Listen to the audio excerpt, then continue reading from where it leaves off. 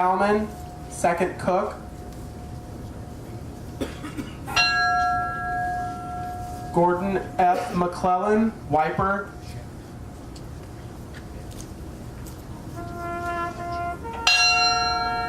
Joseph W. Mazes, special maintenance man.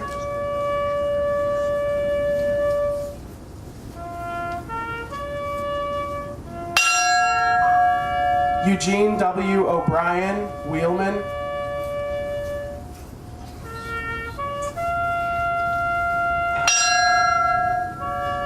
Carl A. Peckel, watchman.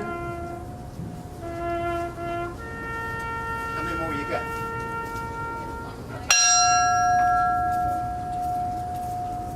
So we need some more bell ringers. Anybody? Come on.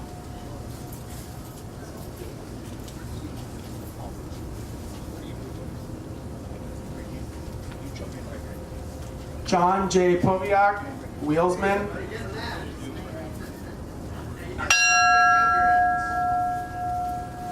Robert C. Rafferty, steward.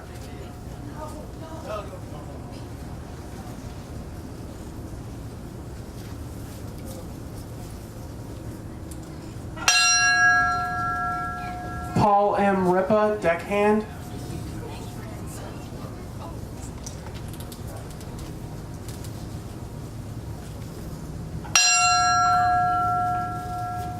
John D. Simmons, wheelsman.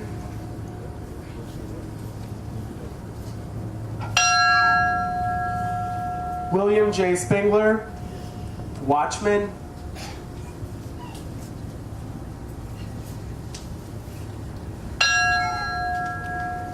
Mark A. Thomas, deckhand.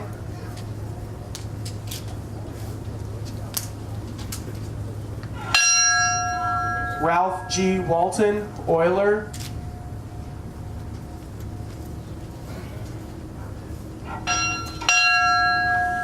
David E. Weiss, cadet of the deck.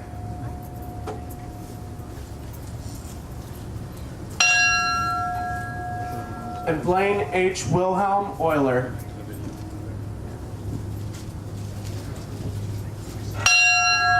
And Tim, before you go too far, why don't you ring that one last time, the 30th ring, as we talked about the 30,000 other sailors who've been lost on the Great Lakes. Let's remember them with these 29.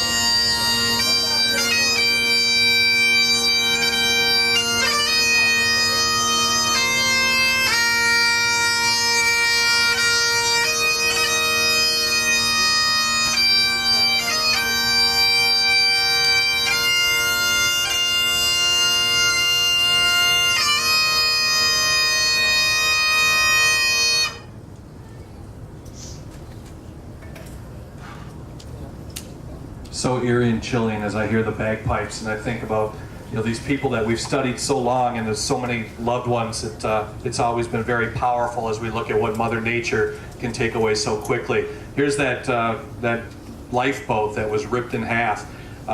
Actually, now inside of the museum itself, at the Valley Camp Museum, a mute testimony on the power of the lakes. Let's go to the next one. Lifeboat number 2.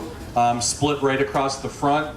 Literally the seams ripped open from the force of when it went underneath and probably gained buoyancy again as it was dragged down.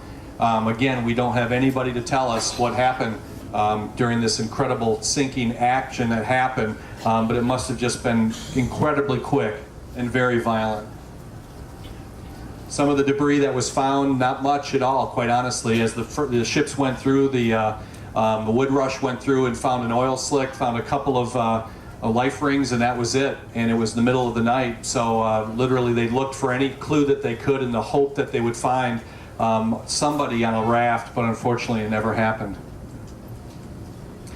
here's the man. He read about the story, and we wouldn't have a celebration, I don't think, if it wasn't for Gordon Lightfoot. We wish that every ship would have this kind of a memorial, but the truth is, everybody wants to talk about one ship on November 10th. We've talked about so many storms, but I think if there is a tribute, and Pam, I think that we think about these crew members. If you look at what Tim does and these people that have been affected by this, so much more. You couldn't name the captain of the Regina that went down in the 13 storm. You might not be able to name the wheelsman that sunk on any of the other freighters too, but we certainly remember Bob Rafferty. We remember Captain McSorley, and we do because of Gordon Lightfoot, because of that song. And because it just endures. One of the crew members who actually was a first mate on board the Fitzgerald, who later would sail on the Wolverine when I was actually doing a TV story, hated the song at first because there's that darn song. Although in sailor talk they don't say darn very often. But it drove them nuts. And I know for many of the family members too, in the beginning it was that way. And Gordon Lightfoot was very protective about it, until it was bridged at Whitefish Point. I think there was healing on all sides at that point, and now it's endearing. When I see his signature on the paper that you have, and I know that the family members, it means everything to him too. And for a while, Gordon got really sick, and it was scary. We thought we were going to lose him, but now, thank goodness, he's back and doing incredible concerts too. Let's go to the next one. Let's talk about some of the theories that came out. The first one was the Three Sisters theory. They thought that this giant three series of waves came, and because the freighter was so long that it broke into pieces because of those waves. It doesn't hold a lot of credence to me because the Anderson was right behind it.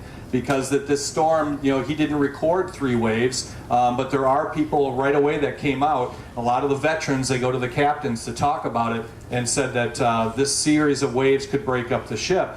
Anderson was actually longer than Fitzgerald, and it did not break up. Go ahead. The lawsuits came out immediately, and quite honestly, the shipping company said, you can only sue us. Another tribute from a freighter going by. One more long and short.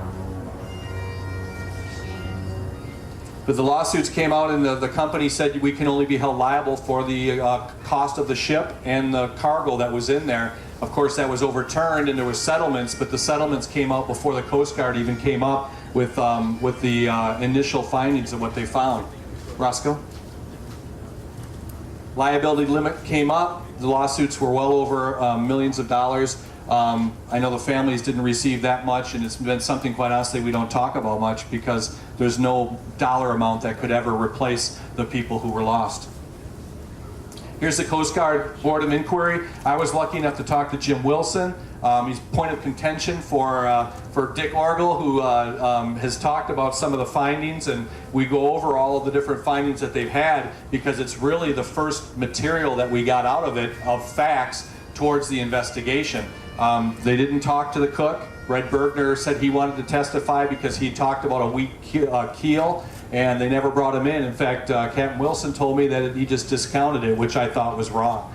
Go ahead. Another one of the Coast Guard investigators, the Admiral that came in, and they basically did several months of study using the underwater robot for their findings to come up with whatever they could.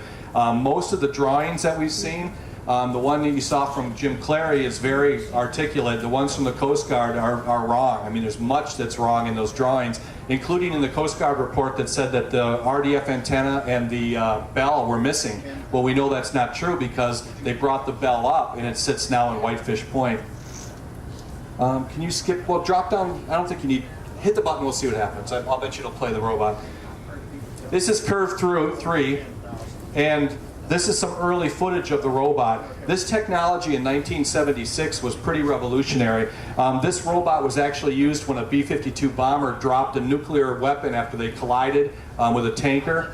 And this robot went down and found it. So when they lost the Edmund Fitzgerald, they thought, what kind of technology could we use to be able to look into the shipwreck? And Curve was the system that they brought in. This is Captain Wilson talking about the buoyancy and about the ship and where he wanted that robot to go down. He was hoping that that robot would go into the tunnels. Those are the areas where we wondered where the water was coming in through. And the pilot of the submarine said, we're not going to go into the tunnels. And he said, well, why not? If you break it, you know, the Coast Guard will pay for it.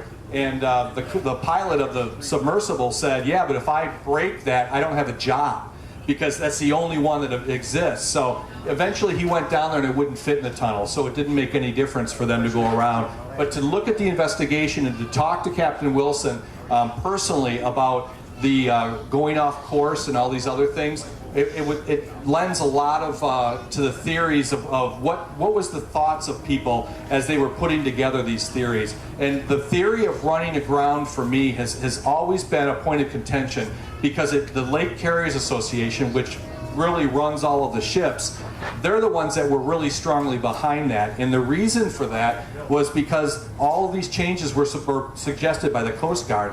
They were saying, we let you go in the water with too much cargo, and the water went into the hatches and they were leaking. So the Coast Guard right away wanted to take out some of that cargo so the ship would ride higher in the water. That's millions of dollars of lost cargo at the end of the season for these shipping companies.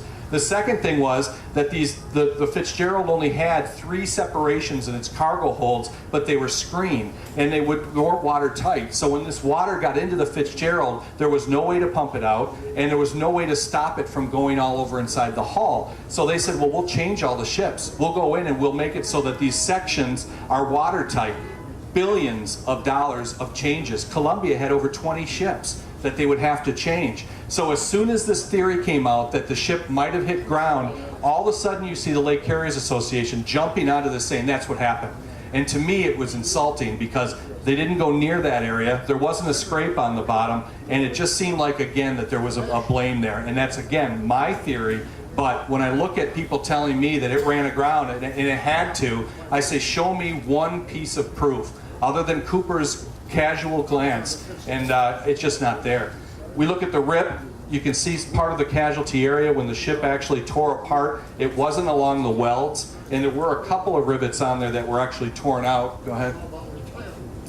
When the Coast Guard first found the ship, they didn't realize that the stern was upside down. They thought that the robot had flipped over because the name was upside down. And then only then did they realize that it actually had flipped, and this whole bottom section is upright, and this is upside down, and this is all upright. Go ahead. Here's the hydrographic survey, the Bayfield that went out to search that area. Again, nothing came out to prove that there was any kind of an area that had a hidden shoal or any area that the Fitzgerald would have went across. And I've talked to crew members that were on board to prove that. Red Bergner is the cook that was on board. You've met Red. He had bone spurs. His foot was hurting him, and the crew called up and said, the Fitz has got one more run. Would you please come on board? He was in Texas, and he called them up and said, no, I'm not going to go.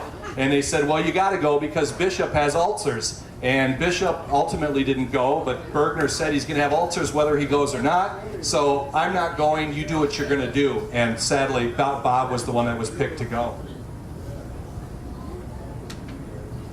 Can you give me audio on this? Because of the inaccuracies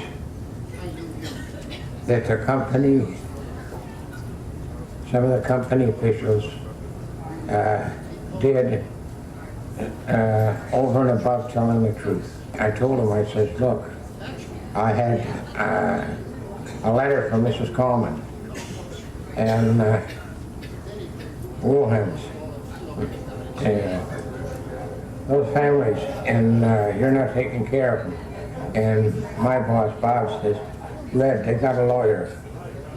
I said, Bob, look, I've been on so many cases with you and Murphy, settling suits that people had against the company, sailed on different ships, mainly on ones I was on, and got hurt on, the crane boats and stuff like that they got hurt on. And whether they were nuisance suits or legitimate. And I had to take them right to the hospital and have the doctor check, and then they'd respond, the company would respond. I saved them an awful lot of money on other things for their company. But for them to whitewash it, and that's what I'm calling it, the hearings and that stuff,